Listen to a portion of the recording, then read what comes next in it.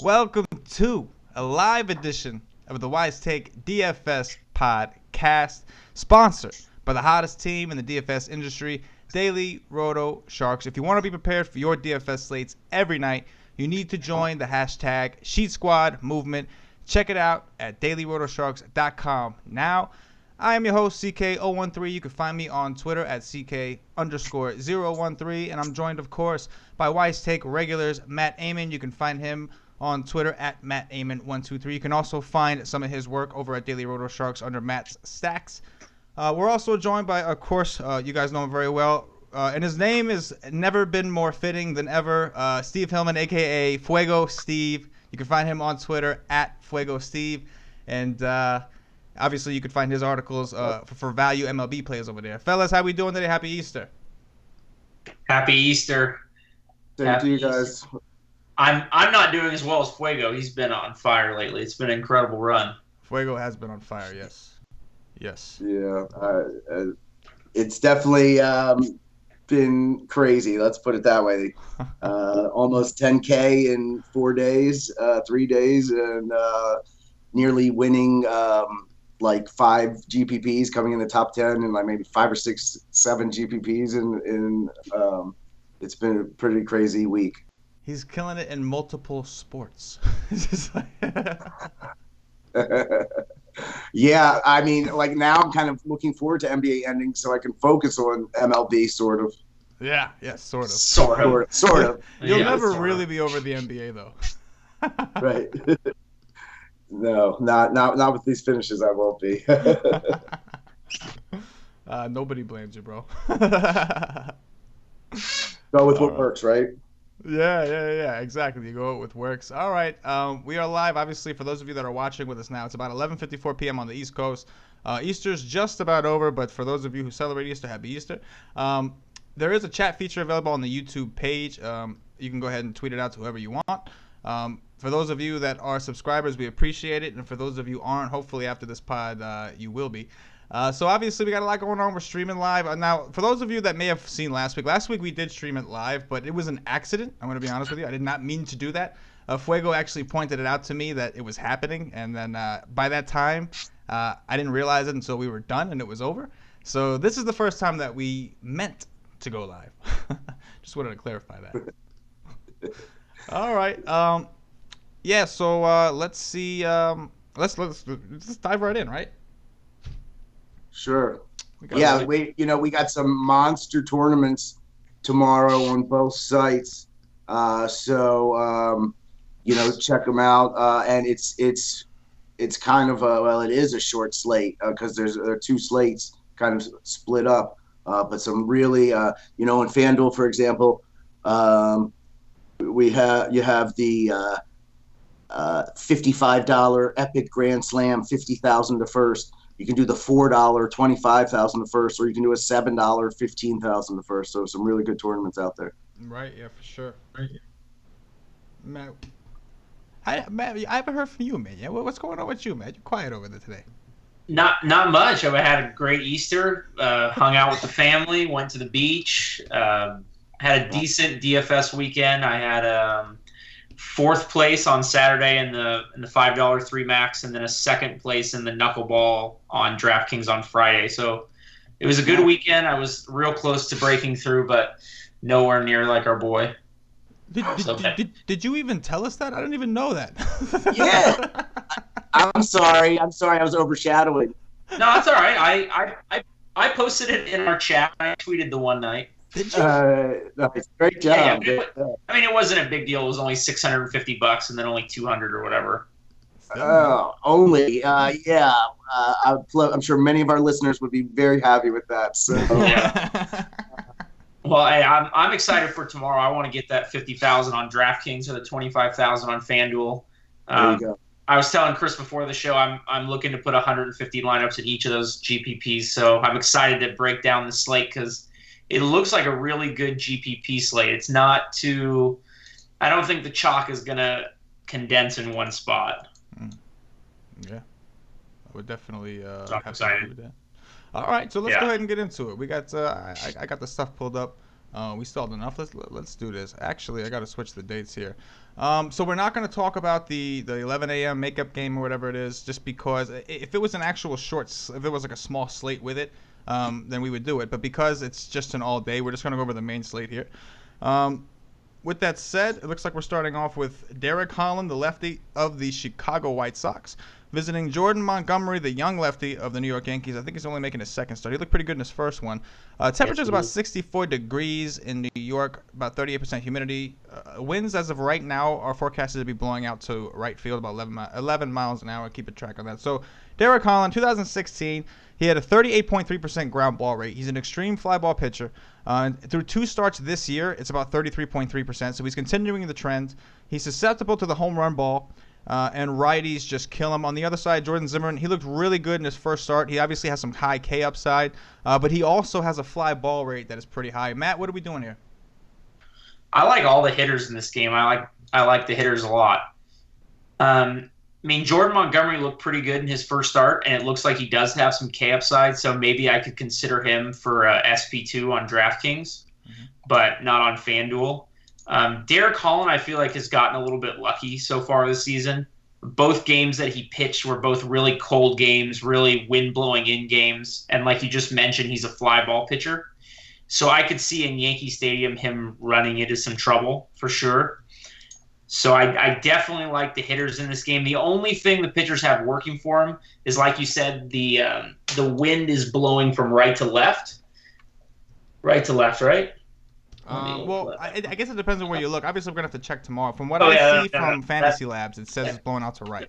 Left to right. Yeah, so this is the point I was going to make. So, both pitchers are lefties, so the righties are attractive, but the wind is blowing out to right field, which is a little less than optimal. So that might save the pitchers a little bit, but only a little bit. So I do like the hitters in this game quite a bit. The only problem is at this hour of the day is both teams kind of have some key injuries that you're going to need to pay attention to. On the White Sox side, Todd Frazier's been sick, and then they benched Tim Anderson today for no reason, so I don't know what's up there. And then Matt Holliday on the Yankees also sat out today with a stiff back. And those are obviously on both sides key righties to look for, guys that I would want. But, on both teams, I would look to the power righties as the guys I want to play. Abreu, Chris Carter, Aaron Judge. Aaron Hicks has been really hot.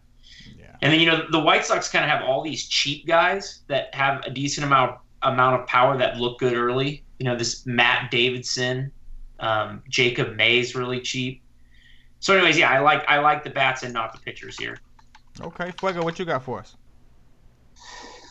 So I am interested in Jordan Montgomery a little, but I don't know too much about him. He's a rookie, right?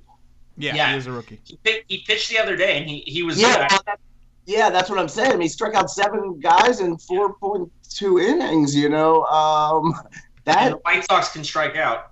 Yeah, so that intrigues me, yep. No doubt. So, I don't know a lot about him, but he's only 6,600 on FanDuel. So for that price, I haven't really looked at the slate too much. We're going to look at the bats as we go. But if you're loading up on bats, it might not be a bad flyer to throw out there. It's interesting to address this right off the bat. The question I have, Jordan Montgomery could do it, but the question is on FanDuel, because the pricing is so loose, do you need it? You know what I mean? It's like, and Chris and I were talking before the show, it's like, yeah, Jordan Montgomery might be able to have a good game, but how often does Jordan Montgomery outscore or even come close to one of the top 3 guys, Salazar, Lackey, and Ray? And we'll get to those as we come to them, but for me, I'm just going to have a hard time going cheap on FanDuel. Yeah, but that's always it's funny because in my value plays, every now and then I'll put a pitcher in there, and then after I write, I'm thinking, yeah, do we even really need to use him? I'll force him into a lineup because I want to defend my take just in case. But I mean, we don't need him on DraftKings, I think he's certainly in play because that value you can use. But on FanDuel, I just think it's harder to make it matter. Sure. So, like, right, for example, he's only 6,000. He's the third cheapest pitcher on DraftKings. Right. So, if you're going on DraftKings and you're putting Salazar, Lackey, or some of these big guys in, and you're loading up on bets, then you're right. You're right. I absolutely could see him being in play. To be honest with you, in my current model, he's the fifth highest, and that's probably based on that on DraftKings, on the DraftKings model. And you know what? I don't blame the model, because if you look, there's not a lot of attractive options below the top three guys. Right. I feel like there's a big gap. Yeah, there's Right. definitely he's And then you definitely take- the most you- attractive you- of the small tier, without a doubt. Yeah, I agree. Right, and then if you take into the pricing account on DraftKings for sure, so you hit the nail on the head right there. Yeah. I think As that's a far good as point. so as far as the batters, I definitely like the Yankee hitters way more than the White Sox hitters. I'm not sure I'm going to go much in this game though, because there's some other teams I like better on the slate. I really like the Yankees a lot, especially with their pricing on FanDuel, like Starlin Castro against Holland. I think that's a great matchup. He's only 2,600. Even Chase Headley. And, the thing about the Yankees that I like the most is I find that their ownership is typically lower, at least on guys. Obviously, people know who Chris Carter is. They know who Brett Gardner is. Those guys and Matt Holliday, those guys are always going to be, just like everybody else in the same populator. But guys like Hicks, obviously Bird's not playing this game, but Romine, Torres, all these guys, like people just don't know them, so they won't play them, and they're in just as good a spots. Like, people probably know who Hicks is now after he hit a double dong the other day. So the Yankees are always interesting to me, and I think a fly ball pitcher in Yankee Stadium is just like, you know what I mean? Like, You're right. ooh. So I do like the Yankees, but there is some concern. I guess we'll get through. Me and Matt were talking a little bit about some of the teams we think might be chalky, and the Yankees have a pretty high projected total. So run total, so it's a little scary. But obviously, the usual suspects are obviously in play. Chris Carter's always a threat to go yard. Yeah, I like the Yankees. But to be honest, I was on Montgomery in his first game. It was an early slate. I was on him, and he did great for me. It was awesome. But now he's going up against. They can strike out, but it's a lot of righties. And if the wind's going to end up blowing out, I just don't know. I'm looking at. We don't know if Todd Frazier's going to play. If they're without Melky and Todd Frazier, then yeah, I think that looks a little bit better. But if Melky and Frazier are both playing, those are just some powerful bats in a stadium that's conducive to home runs. I'd be a little bit worried fading the White Sox completely in that sense. What do you think? That makes sense. And I was going to point out too that another thing we were talking about before we started is generally, like, when I'm looking at what teams I want to stack, I'm looking at what ballparks have good conditions. Your Cincinnati's or your Coors Field or your Arizona's. Like, I like to attack those ballparks. Mm-hmm. And on this slate, there really isn't maybe a single top 10 ballpark to attack. So this might be your best ballpark on the whole slate. Yeah, for definite. And I did want to add, yeah, you're absolutely right, Chris. I had glanced over it. I guess I looked at it wrong. So the Yankees do a 4.6 implied run total, which is the third highest on the slate. So I would definitely play some Yankees bats here after second thought. I was looking at it pretty quickly. So, I would probably, Gardner for sure. And so all the guys you mentioned are in play. Oh yeah, for sure. You guys ready to move on? Let's do it. All right, we got Ivan Nova of the Pittsburgh Pirates visiting Lance Lynn of the St. Louis Cardinals. Supposed to be about 70 degrees. Humidity about 55%. Not too much going on in wind, but you're going to want to obviously check the weather closer to lock. Ivan Nova is susceptible to the home run over the last couple seasons. Now, in 2016, his hard contact rate was 34.4%. That's pretty hard. And in 2017, so far through two starts, he's off to the similar trend at 35.6%. One thing other notable, a 1.43 career whip versus lefties. Lance Lynn, before the injury, he had some decent K upside. I don't know what to say because he just came back. It's tough when you miss a long time like that. Let's see. In 6 seasons, this is a positive note. 6 seasons in the MLB, and his hard contact rate for his career was under 30% for all but one season. That's pretty impressive. 342 WOBA to lefties, 279 to righties. So he's very good against righties, and he's very bad against lefties. Matt, what are we doing here? I hate this game. I hate everything about it. I don't like the pitchers. They don't strike anybody out. The ballpark's not good for hitters. I feel like Pittsburgh's kind of like overpriced, so I don't like them a whole lot. There's just not a lot to like. I don't see myself playing either of these pitchers, and I don't see stacking either side. There's certainly, you can make a case for a few one-offs, your Dexter Fowlers or Matt Carpenters, or Almas Diaz or whatever. But I don't like this game very much. Fuego, what you got? I was thinking the same thing. It's another one of those games where you look at it. Pittsburgh is only supposed to score 3.8 runs, one of the lowest on the slate. But I don't like the opposing pitcher. So, I'm in complete agreement on this one. There's nothing that I want to attack. The pitchers are like more in the middle of the pack for me, which, I would rather either pay all the way down and take a chance or pay up for better pitchers. So there's nothing I'm too high on. Lance Lynn, maybe if you're trying to take a chance. But he hasn't gone over 5 innings, and Nova. We kind of, at least I was on the Nova train like game 1 maybe, and it didn't work out, or maybe that was the game he did okay, and then game 2 it did not. Nothing good for me. Yeah, I agree with you guys. I'm not crazy about the game at all. You guys know how I feel about Lance Lynn. I just don't like the guy. And that won't stop me from playing him in a good spot. If this was the Lance Lynn of 2 or 3 years ago, when I knew he had decent K upside, even though it's against the Pirates, just because he is cheap, like I would probably play Lynn over Montgomery because he's proven. But in this scenario, we don't know what Lynn's got. He's only had 1 or 2 starts since he came back from injury, so I'm not really confident in him. And the Pirates don't strike out a lot. The only positive for him is the Pirates are right-handed heavy, and Lynn is pretty good against righties. But again, we don't know what he has at this point in his career after the injuries. And he's 6'9", like Fuego said. I would rather just go lower and play Montgomery. I'm not going to play Montgomery because I like to pay up for pitcher when, I'm not going to go this low because I play FanDuel. On DraftKings, I get it. You're going to have to pick somebody cheap. On FanDuel, I'm not going to be playing these guys because you only get one pitcher. But I would say that I would play Montgomery over Lynn only because I don't know what Lynn has. And Nova, forget about it. I'm not playing Nova. I'll never play Nova.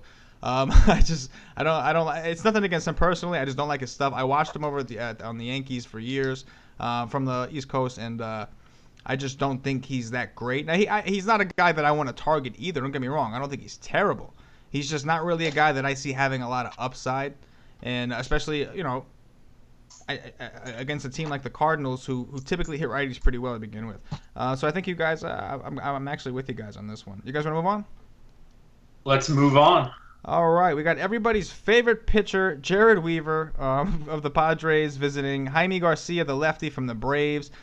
We got some potential rain threats. We'll have to pay attention to the weather tomorrow. But as of right now, it's supposed to be about 69 degrees, 60% chance of precipitation, 67% humidity. Couple things about Weaver. So, the first thing about Weaver we got to mention is he survived Coors, right? I think everybody got burned on that train, right? Like, yeah. I think we all kind of went down on that. When it's Jared Weaver and Coors, we even made it the title of a show, and it just he just proved us all wrong. Anyway, in his first 2 starts, he's got a 133 BABIP, batting average balls in play, 93.8% left on base. These are predictive stats. He's going to regress down to the median. Obviously, in his first 2 starts, he's been very, very lucky. One thing I will say, though, is let me see. He doesn't have any extreme splits, so I don't think he has a weakness necessarily to a lefty or righty. And his career numbers aren't all that terrible. He knows what he's doing. There's a reason he's in the league. I don't like him. He throws like an 83-mile-an-hour fastball, so I'm going to continue to target against him. And most importantly, he's a fly ball pitcher. On the other side, Jaime Garcia, he's got decent K upside. In 2016, he was susceptible to the home run ball. 1.39 home runs per 9 innings. And through 2 starts in 2017, he still seems to be susceptible to the home run ball. He's averaging 2.45 home runs per 9 innings. He's got a very high K percentage against lefties. That's pretty much only thing going for him right now. Matt, go ahead. Start us off. Well, first off, did you see Draymond Green's block on Damian Lillard today? Yeah. I just saw it. You got to watch it. It was pretty incredible. Yeah. But anyways, on to this baseball game. I hope this game plays. I hope we get a good weather report because I want the Braves because no one ever plays the Braves. I want the Braves stack, and I also have a little bit of interest in the Padres stack too, just because I don't think anyone will go there, and I think Jaime Garcia is not very good anymore. And like you said, he gives up home runs. Mhm. So I would have interest in the Padres, and I think that they're a decent lineup. That being said, you could also probably talk me into some Jaime Garcia on DraftKings, here and there. But yeah, I like the hitters in this game for sure, and it does look like this ballpark is going to be a hitter's ballpark compared to their old stadium, which was a pitcher's park. Mm-hmm. Yeah, Fuego, what you got for us, man? Yeah, so the forecast does look a little dicey for sure. Yeah, it sure does. And that makes me nervous, but I agree. I love the Atlanta Bats. I think they have the highest implied run. No, maybe not. Yeah, they're tied for the highest implied run total at 4.8. Edgar Inciarte, Freddie Freeman, Adonis Garcia batting sixth, Phillips batting fifth. He's fifth, and even Markakis a little bit. Even though ex-Oriole, he never seems to do for a guy who bats fourth. He doesn't really. He has no power. Yeah, exactly. That's the problem. He shouldn't be batting fourth. But anyway, so I like the Atlanta Bats for sure. I'm not as sold on the San Diego Bats, but the problem is, not the problem. Jared Weaver just is not very good, and I think if I looked, he was the worst model on my slate, in my model, the worst pitcher. So I'm going to attack him with the Atlanta Bats, no doubt. Yeah, I think what you're saying is something that makes a lot of sense against Jared Weaver. I don't think people are going to get scared off just because he had a good game in Coors. What I was telling Matt before the show, what I think is interesting here is, I think if we wake up in the morning and the weather forecast is like wonderful, terrific, great, fantastic, then I think the Braves are going to be chalkier than we'd like. If we wake up and there's threatening weather and it's like, Kevin Roth, or, the weather guy over, and he's putting out yellow, orange, then I think we can actually get them at low ownership, which is interesting. Either way, obviously I'm not gonna talk about the Braves because we all know the Braves. I mean, Freeman against Weaver, all these guys we know. You guys covered that perfectly. I like the Padres, and the reason I like the Padres is because last year the Padres won me a lot of money in GPPs, and it's because nobody plays them because people think they suck, and they do. If you're talking about overall baseball, yes, they do. But they got power. That's something like Matt said. They got a lot of power. And particularly, they do well against lefties. And now, Will Myers is the guy that always traps people. He's actually a reverse splits guy. He hits righties better. But guys like Solarte, even Shimp is okay against lefties. And guys like Austin Hedges, who I know Fuego played him over the weekend. And I had mentioned last week that his I mentioned this. Maybe I didn't put it on the pod. I thought I did. Maybe I didn't. But I know I'd mentioned to somebody that Austin Hedges' hard contact rate was like large. It was something crazy. So I knew that he was just getting unlucky. And Fuego played him at the right time because when you're red hot, like Fuego Steve, that's what you do. You play guys at the right time. So yeah, I like both sides of this game. I like the Braves a little more if there's some weather concern, and that's a strategy that I know Ben Jam, and co-owner of Daily Roto Strucks. That's something that he always harps on. He tries to attack the weather game. So let's see what happens. If we get some threatening weather, I'll like the Braves a little bit more than I do now. If we do not, I'm gonna like the Padres regardless. Any thoughts, or should we move on? Yeah, don't sleep on Hunter Renfroe. He has big power for the Padres, and also this Manuel Margot hitting in the leadoff spot. He has some power and he has some speed, so he might be able to get you some stolen bases too. Yeah, like I said, I like the Padres, especially like 1 through 6. Once you get down to the bottom, I'm not as big of a fan. Right. But yeah. Should we move on? Let's move on. Yep. All right. Chase Anderson, the righty of the Milwaukee Brewers, visiting John Lackey, the righty of the Chicago Cubs. Temperature about 59 degrees, humidity about 53%, no real chance of rain. We're waiting for a total from Vegas because obviously they typically wait for the wind because it is the Windy City and apparently it matters that much. So Chase Anderson, 2016, 1.66 home runs per 9 innings. That's extremely high. His hard contact rate last year was 36.6%, extremely high. He's got a 306 WOBA versus lefties, a 357 WOBA versus righties. That's obviously a reverse splits thing. He gives up 1.45 home runs per 9 versus righties. So just to give an idea, he is a reverse splits guy. Now, one thing I will say about him, his velocity's up from 91.1 to 92.3, and that does matter. It definitely does. I typically think it matters a little bit more for guys who lose velocity, but either way, it still matters. It's worth saying. On the other side, we've got John Lackey. He's got the K upside, and through 2 starts so far, his hard contact rate is 20.7%. So he's pitching pretty well. His velocity is actually down from 91.7 to 90.9. So I actually expect that hard contact rate to go up at some point. He also gives up more home runs to righties, but he has a little bit of a walk problem with lefties, a 1.39 whip versus lefties overall. Matt, start us off. If I was playing cash games tomorrow, I would play John Lackey as my pitcher. Because the Brewers strike out a ton. I just feel like Lackey's the safest. So I definitely like Lackey a good bit. As far as Chase Anderson goes, he's really burnt us twice in a row. I loaded up on both of his starts, Toronto and Colorado, and he's been really good. And I definitely think I'm going to have some of him as my SP2 on DraftKings tomorrow, only because his stuffs look good and the Cubs do strike out a fair bit. So I do like Chase Anderson a little bit. I mean, I'm definitely not going to play him on FanDuel where you can only have one, but where you need two, I do. He is a pitcher I'll take a chance on. As far as the hitters, I don't have much interest in Milwaukee. I do think the Cubs and the Indians in our next game will be the 2 chalkiest teams.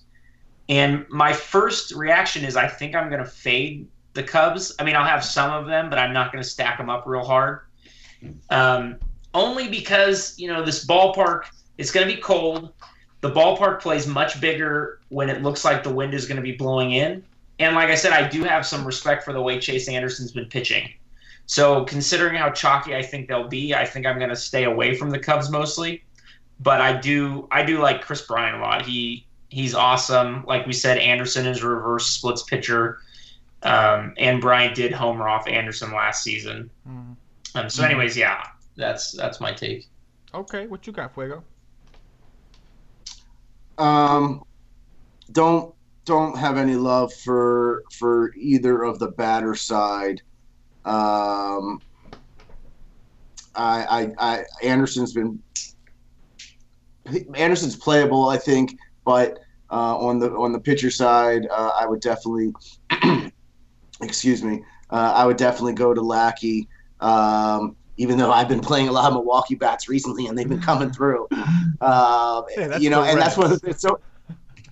What's that? I said, yeah, against the Reds. Yeah, that's true. But that's one of the things. You have a team that does well for you, and then you kind of like them, and whether you try to or not sometimes. And so the Milwaukee bats have been doing well. I'm like, I want to play them, but I don't like them in this spot against Lackey. I would fire up Lackey for sure. And he could, if you're paying up, he's the second highest on FanDuel at 99.6. There's only 2 guys over 8, Lackey and Salazar. So if you're paying up for one of them, I would play Lackey for sure.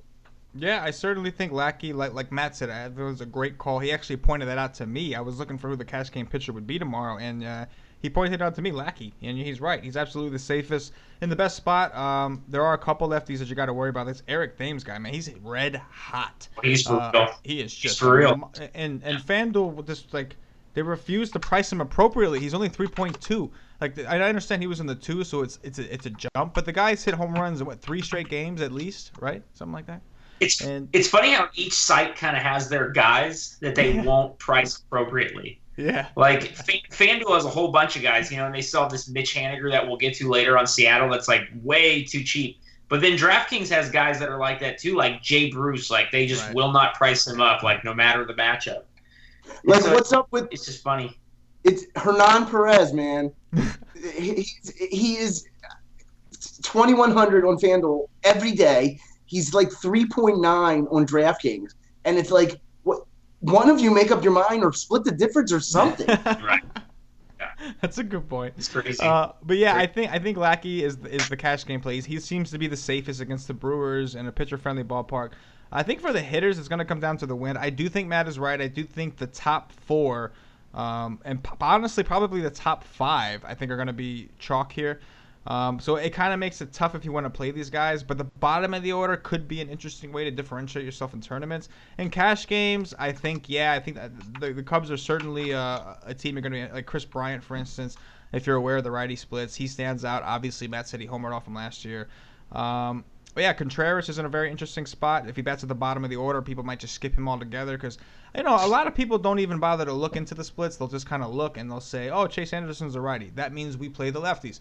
And yes, while most of the time that may make sense, it's not always the case. That's something that I think we're all kind of learning a little bit there.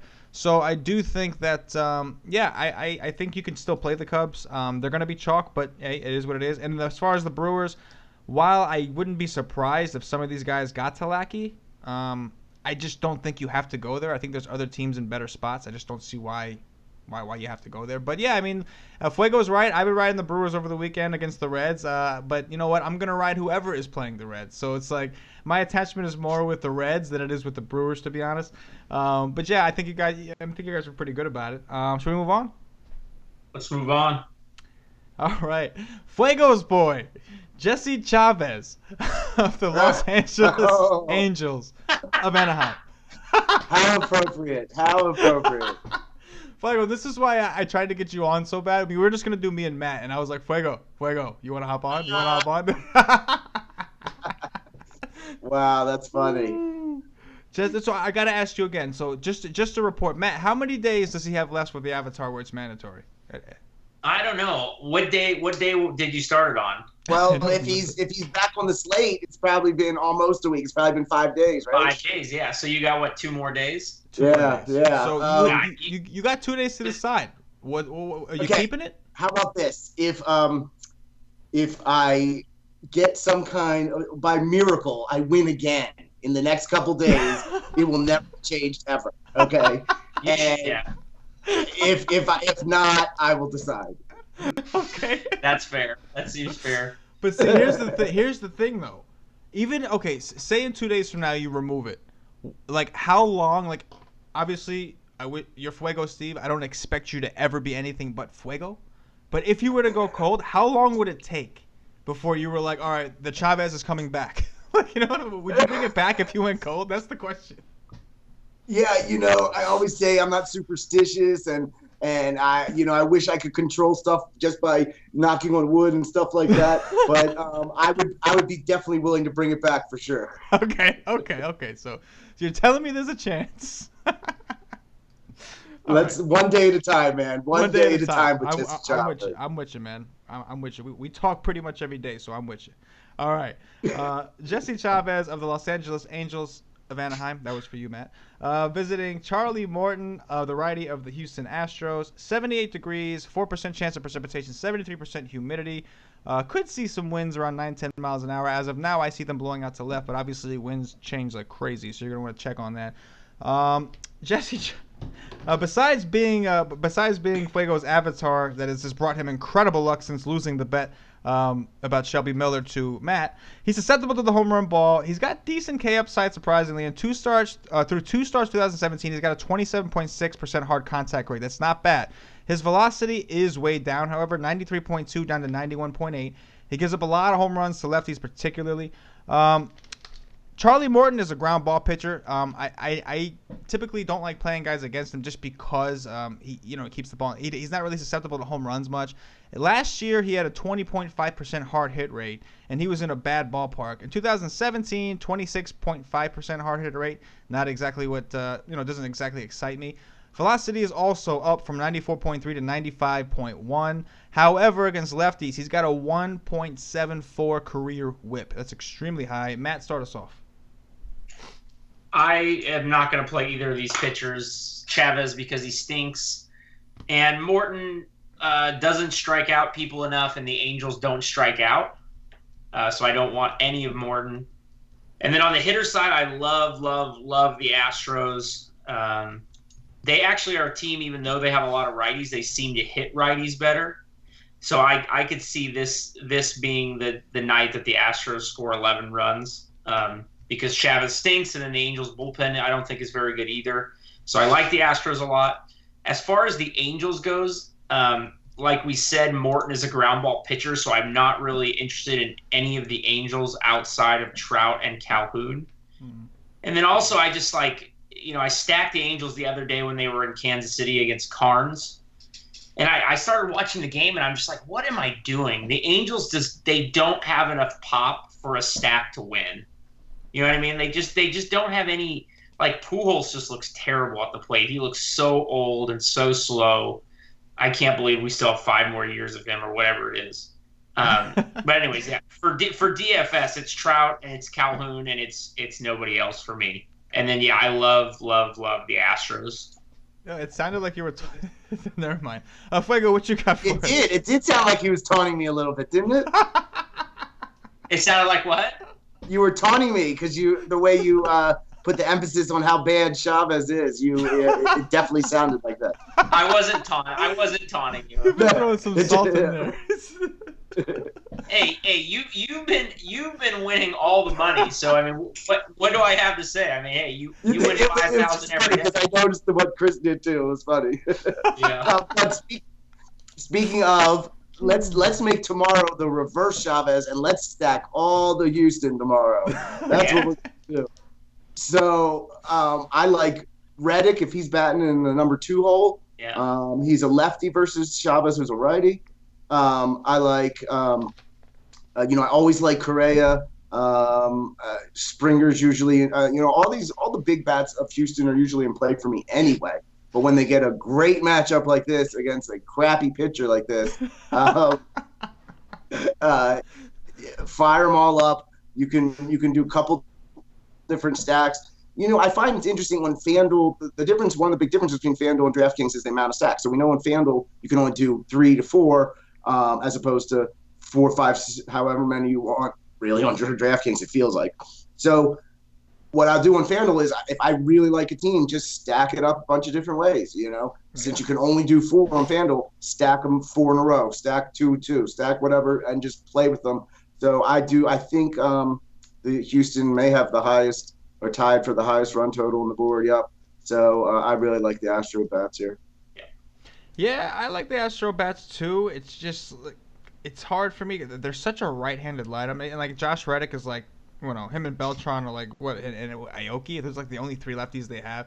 That kind of stinks, but still, it's Jesse Chavez, like you guys said. It's Houston. The ballpark is deceptively pretty good for hitters.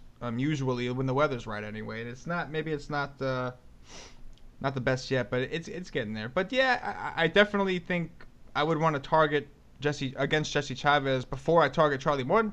I don't want to play anybody against Morton. But the Houston guys, I don't know what it is. There's something about this matchup that just I like it, but I can't love it. So I'll probably have some exposure. I probably will. And in cash games, guys like Springer, if you could fit a guy like Springer in, that dude's just like. And the good thing about Springer is what you're getting in the first at bat. If he hits a home run, it's gonna be a good day. If he doesn't, he's probably gonna go for 4. You know what I'm saying? That's just a Springer for you. If he leads off and hits a home run, you're good. And if not, then you're in for a long night with him. So, but yeah, I think you guys pretty much nailed it. Go ahead. You don't even like Evan Gattis at catcher? No, I do. Don't get me wrong. Well, actually, I think McCann will probably play, right? They might both play. Sometimes they DH one and play. I would like McCann. McCann's been pretty hot, and he's a lefty, obviously. I would like McCann more. I don't mind these guys. Don't get me wrong. I don't mind the hitters at all. They're in good spots. We all agree that Chavez isn't the best. So, and we know the power that they have, and so I'm definitely not against them. It's just it's hard to fall in love with anybody on this slate, and that's why I think it's going to be a great tournament slate, because it's hard to really love anybody. So it's these guys, and we'll talk about the Indians next. They're in a good spot, but it's you don't really love anyone because they're not in great situations. They're just in they're in pretty good situations, but there's nobody great, Yeah, I do agree, because I've said, I think twice now already, that 4.8 is the highest run total. So, we don't have any 5s out there. We don't even have any 4.9s. no 5.2s, no Colorado. So you're right. There's nothing that's just like, oh, let's load up on these guys. Let's load up on these guys. Let's fade these guys. It's I agree with you. Well, here's a question: 4.8. So 4.8. Would you rather play the Braves against Weaver? Would you rather play Houston against the Angels? Or at 4.6, would you rather play the Yankees against Holland? For me, if ownership was the same, Astros would be my first choice for sure. Well, let's think about that. Who do we think is going to be the highest owned guys? Who do we think is going to serve up the ownership? I mean, listen, we can't be held to anything. We haven't done extensive research. We got to feel out the field, see what everybody else is saying out there. But just your first initial instinct, what do you think? I mean, out of those three teams, the Astros will be the highest owned, but I do think the Cubs and the Indians will come in higher. Right. True. What do you think, Fuego? Yeah, I think Houston will be highly owned for sure. I think they're going to be highly owned.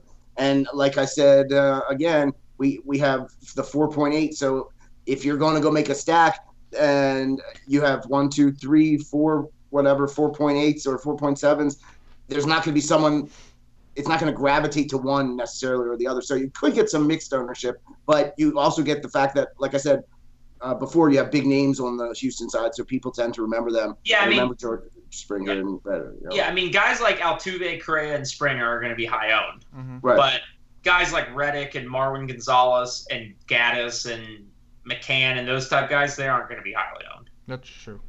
That's a good point. All right, you guys want to move on? Let's do it.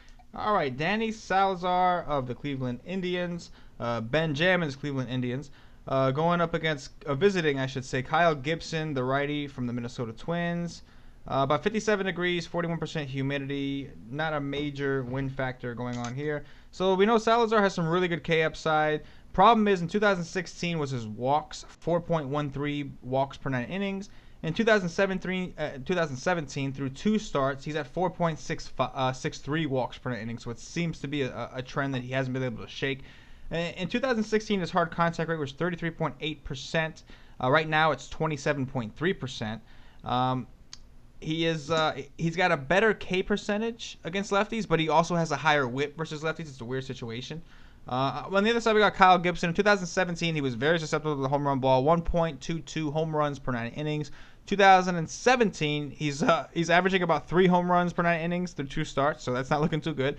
His hard contact rate through these 2 starts is 35.7. He gives up more home runs to righties, and he has a 1.54 whip versus lefties. Matt, go ahead. Well, I mean, you're obviously not pitching Kyle Gibson. He stinks. I love Danny Salazar. I think he has the highest ceiling of any pitcher on the slate, as you see in his first 2 starts, 11 Ks and 9 Ks. But, of course, he's susceptible.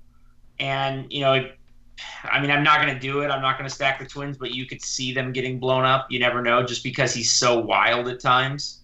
Right. But the weather is favorable. I mean, it is going to be cold. It is kind of a bigger ballpark this time of year. So yeah, I do think Salazar is my favorite tournament upside type pitcher. And then, like I said on the bats, I'm probably not going to do very much Minnesota. And I do think because of those home run numbers you said, I do think the Indians may be the chalkiest team of the day, and especially because they're really, really reasonably priced on DraftKings. I don't know what it is on FanDuel, but yeah, because of that, I mean, Lonnie Chisenhall, 3,300. I mean, what percent of Lonnie Chisenhall's Ben Jamin going to have tomorrow? Is there 150? 100%. Is 150 possible? Yeah.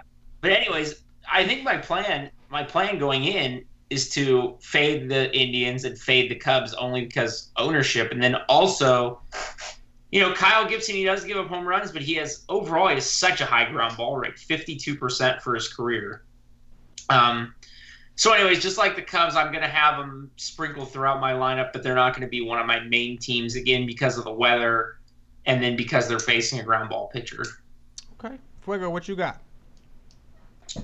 Well, assuming there's no weather issues, I really like Danny Salazar. The strikeout potential is clearly one of the best. We are talking about Danny Salazar at Cleveland, right? Yes. Yeah. Okay, just making sure. So he's got one of definitely the highest strikeout potentials in my mind on the slate. Only behind probably maybe Robbie Ray, who we haven't talked about. So I would fire up Salazar for sure. Now he's the most expensive on FanDuel, so I'm wondering if for ownership percentages, sometimes you see the most expensive guy at high ownership because he's supposed to be the best. And sometimes you see them at low ownership because I don't want to pay for that very top guy. So I'm interested to see how that's going to work. My initial prediction is he will be highly owned because there's only 2 pitchers, like we said, over 8,000. So you don't have 4 or 5 stud pitchers to choose from. So I think Salazar will be highly owned, but I like him. So you don't always have to fade the chalk. The other day, Hugh Darvish, I played in the early slate. He was 65% owned, and I was talking to somebody about playing him, and we were talking it was going to be chalky, but there was no other pitcher I really liked on that slate. So I went contrarian with my bats, and I got lucky and did well. So you don't always have to fade the chalk if you really think it's going to be good, So I like Salazar here. That was a long way to put that. No. Don't fade the chalk. Don't fade the chalk at pitcher. Oh, don't worry about it, especially on this slate. And I think all 3 of these pitchers are obviously going to be very highly owned, and I think it'll be spaced out very similar between all 3. Yeah, I think for between Salazar, like I think he would be even higher owned if there wasn't Lackey on the slate. So I think Lackey will soak up some of that at least. In cash games, I think people will go at Lackey, like Matt said, just because he is safer. In tournaments, you'd rather play Salazar in tournaments because his ceiling, like you guys both said, is higher. So it's a matter of like even though he's gonna be chalk, he's not gonna be the chalk because I think Lackey and him are gonna have similar GPP ownership in tournaments. One might probably outdo the other, but I don't think I think Lackey will be more chalky than Salazar. That's basically So I think it's enough of a pivot. Not playing and Lackey and cash, of course, and then maybe Salazar on tournaments. I think you could certainly go there just because these 2 are just so much more like elite options than anybody that we've talked about so far. And there's a couple more pitchers, or at least one more pitcher we'll talk about later who gets thrown into the mix as well. But through what we've talked about thus far, him and Lackey are by far, in just much better spots, and they're more dominant pitchers. So yeah, I think you guys hit it. As far as hitters, I'd love to target Gibson. All the lefties look great, even the righties. I mean, E5 is a guy that typically hits righties better anyway. So yeah, I think it makes sense. I'm not crazy about the Twins bats because I like Salazar, but they got a lot of lefties, and sometimes Salazar has some control problems, and sometimes he has control problems to lefties. So he could easily get into some trouble. He certainly can. So that's why he would be a GPP play only. But yeah, I do like Salazar. You guys want to move on? Yep. A.J. Griffin, the righty of the Texas Rangers, visiting Jarrell Cotton, the righty, and also I believe he's a rookie of the Oakland A's. About 58 degrees, 14% precipitation, 87% humidity, no real wind factor. A.J. Griffin's an extreme fly ball pitcher. He's got decent K upside, even though I don't want to admit it. So far, in 2016, he finished with a 38.1% hard contact rate. That's pretty high. As of right now, 2017 through I think 2 starts, he's at 51.7. He is getting crushed, and he's giving up a lot. In his career, you want to talk about home runs? 1.68 home runs per 9 innings to lefties. 1.7 home runs per 9 innings versus righties. On the other side, you got Cotton. We don't know much about him. He's a fly ball pitcher so far that we've seen. He's been walking some guys through 2 starts. He's averaging 3.97 walks per 9 innings. That's a little scary. His hard contact rate, though, is only at 25%. That looks pretty good. So far, he's got a 216 WOBA to lefties, 269 WOBA to righties, but that doesn't really matter because we have a tiny sample size of him. So, Matt, what are we doing here? Well, Cotton is a pitcher that I'm excited about for the future. I'm not going to play him in this matchup because I like Texas, and I think they're very good. And they're very left-handed. So I'm not interested in Cotton today. And then A.J. Griffin, like you said, he stinks, and I don't know where you found this. He has K upside thing. He doesn't strike out anybody. But because, like you said, he gives up so many home runs, I love Chris Davis. We know that he crushes the ball and he can hit a home run anywhere, so I love Chris Davis. If this game were in Texas, I would just do 300 Texas stacks. But since it's in Oakland and I hate playing batters in Oakland, that tempers my excitement. But I love the lefties on Texas. I love Odor and I love Mazzara. Both those guys and Joey Gallo, they all three have big power and they can hit it out in Oakland. Yeah, so I don't think this is going to be a game I'm going to stack up on either side. But like I said, I love the lefties on Texas and I love Chris Davis on Oakland. Mm-hmm, for sure. Fuego, what you got? Yeah, I mean, I'm very agreeable tonight. I'm not really liking, and I don't even think I like the Texas bats as much as Matt, really. This is, yeah, I like Chris Davis. I always like Chris Davis. The other Chris Davis, as I call him, because I'm an Oriole fan, it's the other Chris Davis.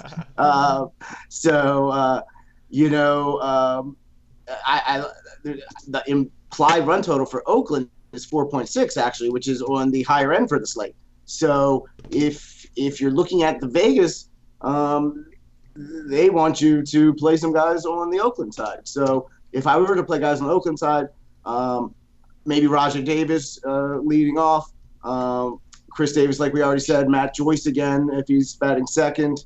I would even go as low as if Jed Lowry's in the middle of that order at only 2,300 on FanDuel, I would consider that too. Yeah, I think it makes perfect sense. And Matt, career strikeout rate for AJ Griffin, over 20%. It's over. What 20%. Is he this season?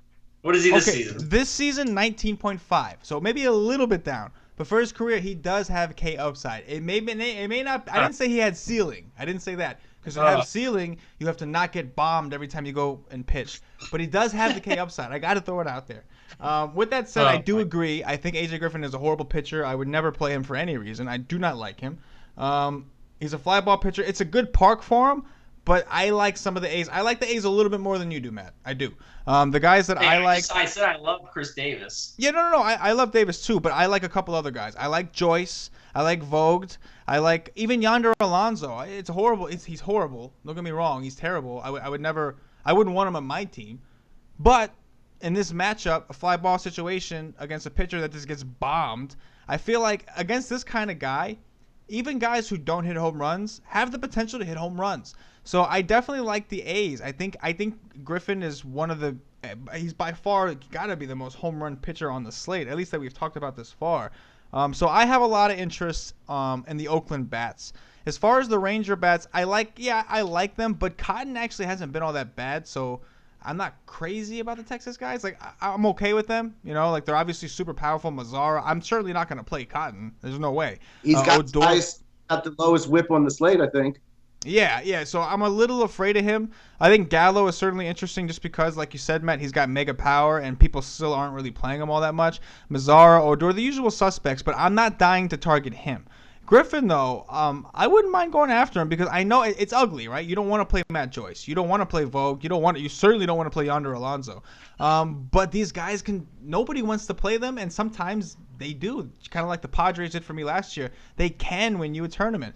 So I don't blame you. It's an ugly spot. It's an ugly team. They seem to somehow almost be worse this year than they were last year, even though they have a couple players that I think are better. But they lost some big bats. They lost Valencia. They lost a couple big power bats. So I do see your point for sure. You guys have anything to add, or should we move on? Let me ask you a question. Okay. How often does Oakland score the most runs on the slate tomorrow? How often?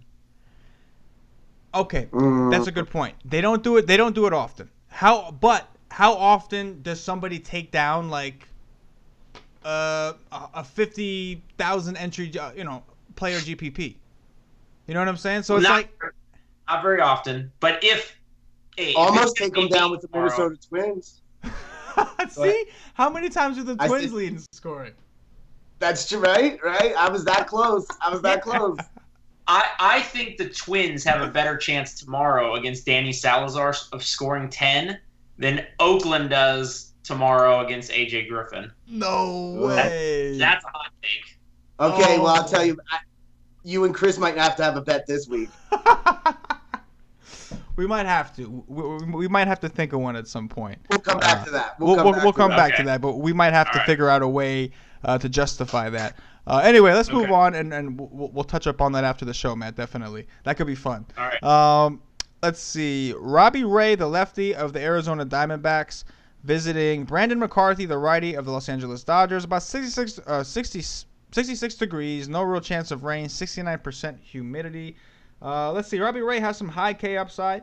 In 2016, he had a little trouble with walks, 3.67 walks per inning. It's not terrible, but it's not great. This season, through 2 starts, he's struggling a bit more, 5.84 walks per 9 innings. In 2016, he was susceptible to the home run ball, 1.24 home runs per 9 innings. So far in 2016, his hard contact rate was 36.6, which isn't great. But right now, in 2017, it's 51.7, which is terrible. So he hasn't looked the greatest, but we do know he definitely has some upside for sure. His career hard hit rate is about 36.2, so that should give you an idea of what he's done. Brandon McCarthy's got some K upside, but he's coming off of injury. His hard contact rate this season so far is only 25%, so he hasn't looked all that bad as far as how guys are seeing him. Matt, you're the Dodger guy. What are we doing? Well, I like Robbie Ray a decent bit. Like you said, he's has big K upside, and he's electric when he gets it going. And he was impressive in his last start. Anytime you strike out 8 Giants, it's impressive because they don't strike out very much. Mm-hmm. And we know Dodger Stadium's a good park for pitching. We know the Dodgers struggle with lefties. A couple of their big righty bats that they brought in are already injured. Logan Forsythe might not play tomorrow. Franklin Gutierrez is out for sure. So they're going to be more susceptible, and I expect they're going to have Trace Thompson in there, and he hasn't looked good since he's been back. So I definitely like Robbie Ray. Like you said, he does struggle with control sometimes, but I'm not really in love with the Dodgers bats for sure. As far as Brandon McCarthy goes, he hasn't shown me that he has a ceiling so far since he's been back. 4 strikeouts is the most he's done in any game so far. I do expect his pitch count to get a little higher. It seems like they've been working him back in, and it seems like it might be time for it to get up there to 100. And we do know Arizona does strike out a decent bit, but I still don't see myself going there tomorrow. On the bat side, I do like Jake Lamb a lot because we know he just crushes righties. He had a 280 ISO last year against righties. So I do like Jake Lamb a fair bit. But I don't see myself on Arizona just because not only is McCarthy decent, but the Dodgers bullpen looks to be the best in baseball so far this season. So even if they do get it going, I don't expect them to go much further. Okay, Fuego, what you got? So, here's the difference, I guess, in one of me and the way Matt and I play for sure. So can you guys tell me, did Brandon McCarthy pitch all of last year? No. What's that? No. How much did he pitch? Not very much. Maybe he had 2 or 3 starts. Let's look. No, because I'm seeing more starts, at least in July, it appears. 5, 5, 6. He had at least. So basically, this is how I'm looking at it. I'm looking at it as he is only $7,000 on FanDuel. He does not give up very many home runs, correct? If I remember correctly from what I looked at. He had 9 starts last year. 9 starts? Yeah. Okay. And does it say how many home runs did he give up? 3? 2. Yeah. So I like that. And I'm looking at price, and I'm looking at pitchers on the slate, and I'm like, okay, he's $7,000 on FanDuel with upside to me.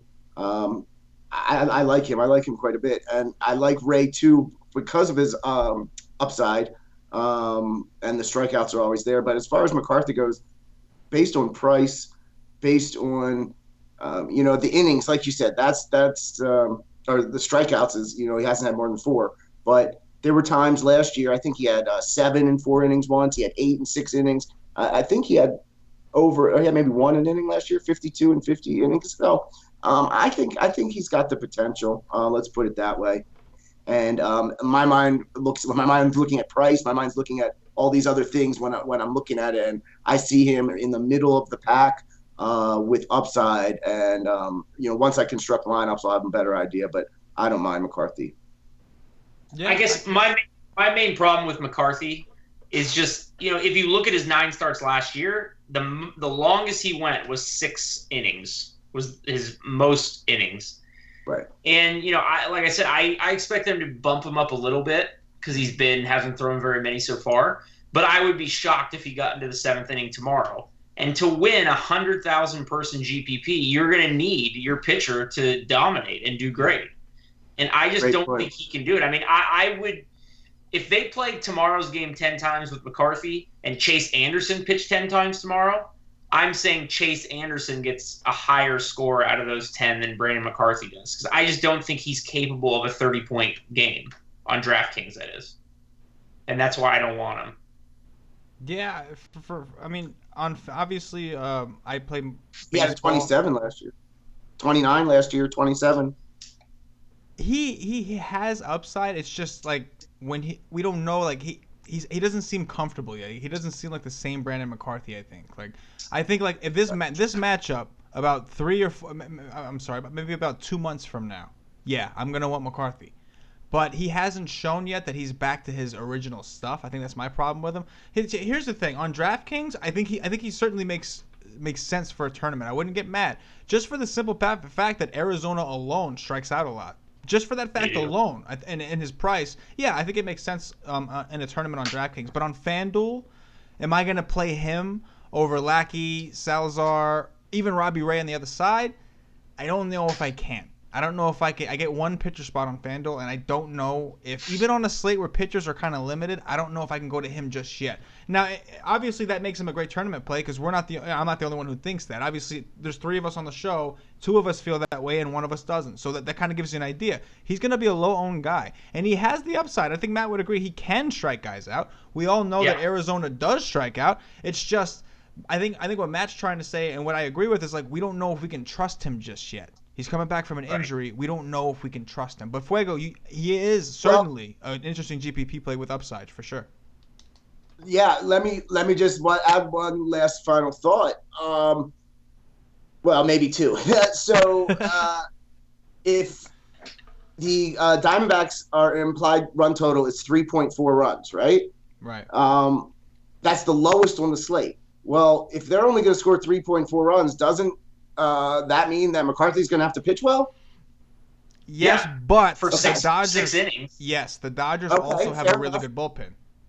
Fair enough. So I get all that, and the GPP. What you made another good point. You said something about trusting him. Well, if you're thinking that way, and maybe other people are thinking that way, well, maybe you can play him. You can get him a low ownership, and maybe this is that day he gets his first big one. Because there's always going to be a first day if you think it's going to happen. So there's going to be a first one, and I'm not going to get myself into any betting problems tonight. It worked out well for you last time. Well, it did, because I trusted my model last time, and my model has him rated the number 1 pitcher on both sides. Now maybe I have to adjust my models, but McCarthy? Yeah, so I do like him, and I think as a GPP play, like you said, I'm willing to take that risk that this is the first time he gets that 7 innings, 9 strikeouts, or whatever you're looking for for the upside. I think that's fair. Yeah, I do. I think it's fair. I'm not going to do it, but I think it's fair. I'm not going to say I wouldn't call, put it this way. If a guy off the street came up to me and said he's playing McCarthy, I'm not going to call him a fish for it. You know what I mean? I'm not okay, I get it. It makes sense. As far as the hitters, here's what I'll give you, Fuego. I don't want to play McCarthy, and I do believe he is capable of having a good game. Do I think that for me, it's like I think there's guys that I can go for that have similar upside. Like I think Salazar has similar upside. I think that Lackey has similar upside. I think even Robbie Ray has similar upside. So I just don't think I have to go there. But I respect him enough that I don't like the Arizona bats in this game. I respect him enough for that. Absolutely. So I certainly think it's fair. You guys want to move on to the next game? Last game? Let's do it. Last game. Tom Kohler of the Miami Marlins visiting Ariel Miranda, the lefty of the Seattle Mariners. 54 degrees, 54% chance of some light rain, 76% humidity. Let's see. Kohler had a walk issue last year, 4.23 walks per 9 innings in 2016. On a similar path this year through 2 starts, 4.09 in 2017. 2016, his hard contact rate was only 28.6, which wasn't what I expected. I expected to see a much higher number, but I guess he had a decent year. And in 2017, it's 26.5, so there seems to be a trend. His velocity is up 91.9 to 92.8. Ariel Miranda, 2017, 4.22 walks per inning. So we could see a lot. This could be why the projection total, the run totals are so high here. We could see a lot of walks. He's been susceptible, and through 10 starts in 2016, 1.86 home runs per 9 innings. It's kind of a small sample size, but it doesn't look too good for him. 2.53 home runs per 9 innings in 2017. He gives up a lot of home runs. His hard contact in 2016 was, I think, 37.1. In 2017, it's 27.3, but you saw last year how high it could get, so that you could expect that. Righties just crushed this guy. Matt, go ahead. Give me the late night hammer in this game. I'm excited for this game. I really like the bats on both sides. I especially like the Marlins because, like you said, Miranda gives up a lot of home runs, and the righties on Miami have big power. So I love Stanton. I love Ozuna. We know Real Muto is always cheap at hitting in the 2-hole for a catcher is really nice. I even don't mind Yelich, who hits lefties just fine, and I would round out the stack with D. Gordon, who gets on and can steal a lot, et cetera, et cetera. And then on the Seattle side, I think they have a good chance of having a big game too. I mean, Cruz, Cano, Seager, Mitch Haniger's been crushing. Even Taylor Motter came through for me last night. So I like him. I like him a decent bit too. So, yeah, I don't like either of the pitchers, and I actually love the hitters in this game. Okay. Fuego, what you think? Yeah, so the Mariners are always in play for me, partially because of the late night hammer, partially because of Nelson Cruz. I always seem to have Mariners on my radar. At least, and again, maybe it's because of the late swap. I'm used to it, so there's always people in the West Coast I have in the back of my mind who I might switch to. Zunino is always cheaper, some of their catchers. So I wouldn't mind Seattle bats. Excuse me. As far as the pitchers go, I'm not loving anything. Miranda is another of those guys. Do we need to go there? That would be the thing. I don't think so. And, no interest in Kohler for sure. Miami side of the bats, that's a team I can be a sucker for. The big three that I like, Yelich, Ozuna, and Stanton. I always tend to play probably more than I should, put it that way. But I always like Stanton against a lefty, So I'd roll him out. Yeah, I'm definitely higher on the Marlins side, just like what Matt and what you were saying, Fuego. Yeah, I could see the merit in Seattle. It's just, you know what? I think that Tom Kohler, his numbers aren't impressive. Like, you would never want to play him. But he actually has done a decent job. His hard contact rate in 2016, 28, like under 30 for him. I think that's actually pretty good for a guy like him who I'm a Met fan. I've seen this guy pitch a lot against my Mets. I never liked him. I always thought he sucked. I wouldn't want him on my team, don't get me wrong. I still think he sucks. But I don't think he's the worst pitcher. So I am a little bit worried about the, you know what I'm saying? I mean, I am a little worried about the Mariners guys. I would still take him. I'm not saying to fade them. Don't get me wrong. I still think he sucks. I think I mentioned that a couple times. But I definitely like the Miami bats for sure. I think Realmuto, he's going to be chalky. He's going to be chalk. I don't want to say anything I shouldn't say. He's going to be very much heavy chalk. In cash games, he'll probably be 80-90%. I'm going to play him in cash games. He's bat second probably. He's cheap on FanDuel, 2.4. Not a lot of catchers are in that spot. Not that cheap, not that order. So he's the only guy in tournaments that I would consider avoiding. Everybody else, D. Gordon, Yelich, I know they're lefties, but me and Matt were kind of talking before the show, and Miranda is that bad. So it's like, why not? I mean, it's not even that he's that bad. It's that he gives up a lot of home runs, right? So, yeah, Stanton, forget about it. Ozuna's been red hot. I wouldn't go against him.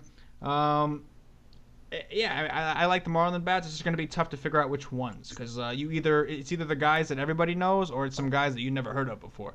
So, yeah, I think you guys nailed it. You guys ready for the game? Let's do it. Yeah.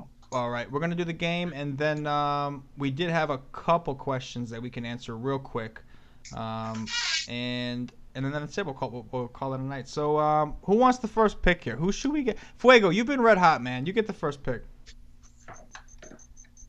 All right. Then I'm going to go Ender Inciarte. Okay. All right, Matt. Go ahead. He's got lefty. Yep. Go ahead. Chris Bryant. Ooh. Okay. Chris Bryant. Let's see. I think I am going to go. Ugh. Man, this slate is so ugly, and this is like really pointing it out to me. All right. I'm gonna go with. Give me Chris Davis against AJ Griffin. And then for my second pick, give me Matt Joyce. I'm gonna stand behind. I gotta stand behind what I said about the A's. Give me Joyce. Fuego was like good one. Oh. What did he say? Mike Trout. Mike Trout. So I'm gonna go the guy we talked about a few minutes ago. I'm gonna go Stanton. Oh yeah. Stanton and who else? You get two. And I am going to go. I'm going to kind of. I think one of these. I'm going to go. I think one of these guys, one of these lefties on Atlanta's hitting a home run. So I'm going to back it up with Freddie Freeman. Maybe hope one of them hits it, and I'll get on the board. Freddie Free. Okay, it goes back to you, Matt. George Springer. Springer. And then the last pick for me, oh God, there's really just some ugly. I'll go with Ozuna just because he's been red hot. Why not? All right, there we go. All right, so we had a couple questions that were asked in the chat that I think are certainly worth answering because I think they'll help multiple people there. Matt, I'm gonna answer you the question first. They're not directed at anybody. You answer the question, then Fuego, and then I'll answer the question. When you target a pitcher, do you look at their batting average, balls in play, or FIP? No. Fuego? I mean, I should. Maybe I should, but I just don't. What about you, Fuego? Yeah. No, usually not. No, I target high implied run totals. Yeah, that's what I want to. If Vegas thinks a team's going to score a lot of runs against a pitcher, I tend to agree. So I am the contrarian of you two. I do. I look at those numbers heavily. I spend most of my day researching pitchers because I think one of the things I like most about baseball is that it is very statistical and there are so many advanced stats. And those are two of my favorite stats because FIP I like, but batting average, balls in play I like even more. And the reason I like it even more is because it's something that I like to call it a corrective stat because you know it's going to regress or improve to the average. One of my favorite things about baseball is it's all about the laws, the law of averages. If a guy's hitting 600 to start the season, you know he's not going to finish the season batting 600. You know he's going to eventually regress, even if he's a good hitter, down to at least 300 or so. So batting average, balls in play is basically, for those of you that don't know what it is, basically you can find it on Fangraphs and a bunch of other sites, but basically it's when the ball is put in play, what percentage of that, what's the batting average on what are hits and what's the batting average on what is caught. So it helps you determine if a pitcher is getting lucky or if a pitcher is really just pitching that well. You'll see a situation, if you see a guy Like for instance, I know like 2 years ago is the best example. 2 years ago was when I really dove into batting average, balls in play, and really understood it. And Jason Hamill was pitching for the Cubs at the time. He was having a ridiculous year, ridiculous start. And sure enough, a very smart man told me his batting average, balls in play. Look at it. I looked at it. It was 1.83. The league average should be somewhere around like 320, I believe, or 310, 320, somewhere in that range. So if it's around there, it's not bad. If you're looking at a guy that's got 0.183, that means that every time the ball goes off the bat, it seems to get caught. Usually, that's a sign of luck. And usually, that number will elevate back up to around 300 or so. So yes, I do look at that. FIP I like because I think it's a more accurate ERA. And XFIP I like because that's a way that they try to predict what his ERA, or they predict what his ERA should be, or at least his FIP should be. So yes, I do look at those stats. Next question. Let's see. I had it up here. Oh, I think it was who are your guys' favorite pitchers to target against? So Matt, you go first. For tomorrow's slate? Yeah, for tomorrow's slate, yes. The pitchers you want to target against. Weaver, yeah. Yeah, Weaver, Jesse Chavez. Like I said, I think Kyle Gibson is a bum, and I think Cleveland will be super popular. So yeah, Kyle Gibson, Jared Weaver, and Chavez would be my top three. Okay, and Fuego, who are your favorite pitchers tomorrow to stack against? Yeah, I think I mentioned it. I jumped the gun and started answering it in chat, but it's all. I believe my models on these. It's all the ones at the bottom: Jared Weaver, Kyle Gibson, Derek Holland, Jesse Chavez. Load up. I would even take some of the Miami bets against Kohler, but those bottom four, I would target. We target against Weaver, target against Chavez, Gibson, and Holland. Yeah, I'm going to be targeting heavily against Griffin, Ariel Miranda, Derek Holland, and of course Weaver. Those are probably the guys that I prefer, and I probably will target Jaime. He's not a guy I typically like to target, just because I think it could be sneaky, and I think the Padres hit lefties a little better than people think. That's pretty much it. Anyway, hey guys, I appreciate y'all filling in for Ben and CG. Hopefully we'll have them on next week. We're going to see you guys obviously throughout the week. I think tomorrow night, I think we got you again, Matt. And then Fuego's got a special guest coming on, a buddy of his. He's bringing on the pod. We got a pretty cool show lined up for that too. So you'll be seeing plenty more of myself, Matt, and Fuego. Definitely looking forward to that. But again, guys, happy Easter, and I appreciate you guys coming on. Hopefully you guys like the live show. I'm looking at the feedback. We had a decent amount of people here watching with us and chatting with us. That was kind of fun. Albeit a little distracting, but in a good way, in a very good way. Definitely helped us out here. But so I definitely had a lot of fun. What did you guys think, Matt and Steve? Did you guys like the live show? I thought it was great. I'm excited. I think we should do more for sure. Okay. What do you think, Steve? Yeah, I liked them. And I've seen. You're right about the distracting because you try to watch in case everyone's asking any questions, and then people be funny, etc. I've seen it on other live podcasts I watch. The Siege does one or whatever, and you still see them smirk and stuff like that, and you're like, "What are they?" Or I'll mess with them in the chat, myself. So it definitely can be a little distracting, but it's nice to feel the interaction. All right, for those of you that did not watch it live, I'm going to tell you this now. If you're watching this now on YouTube, please give us a thumbs up. We really appreciate that, the like button. Subscribe to the channel if you're not already. It's a fun time. You want to be a part of this movement. It's great. Please check out Daily Roto Sharks for sure, man. Their cheat sheets have been on fire. Listen, there's a rare occasion where maybe their top plays don't work, but most of the time, today Mancini was one of the top plays on the cheat sheets, just to give you an idea. A double dong day for him. So definitely check those out. They're no longer free, but I have a link for you in the description box. Once this posts, you'll see a link in the description box. Click there. It'll take you exactly where you have to go to sign up for your cheat sheets. Definitely check it out. They're our sponsors, and we're a part of their team. Matt and Steve both contribute to them as far as articles. You get a lot of some of their best takes on there. So definitely check them out. If you're listening on a Podbean, give us a follow. If you're listening on iTunes, please subscribe. Leave us some positive reviews. We really, really appreciate it. Any review is good. We listen to the feedback, and we try our best to cater the show for you guys. We're going to try the live show again next week, and we'll see how it goes. If it's possible, maybe we'll do more of these throughout the week, but we're definitely going to try to do this at least once a week for sure. Other than that, as always, guys, all you watching, and of course, Matt, Fuego, you as well. Not that Fuego needs it, but good luck. Good luck, guys. Good luck, guys. Peace.